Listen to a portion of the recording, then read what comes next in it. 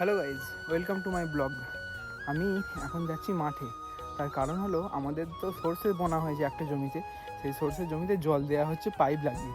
Current চলে গেছিলো, তাই কারেন্ট এলো বলে মিনিটা আবার চালালাম।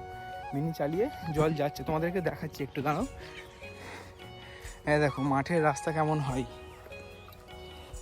এই দেখো পাইপ লাগানো আছে, এইখান দিয়ে জল যাচ্ছে অনেক দূর পর্যন্ত, কিন্তু জল যাবে আমাদের মাঠে, দেখবে তোমরা, দেখাচ্ছি। এই দেখো এখান দিয়ে এতখানি যেতে হবে, ওই যে দূরে বাবা কাজ করছে। জল যাচ্ছে তো ঠিকঠাক? ব্যাস,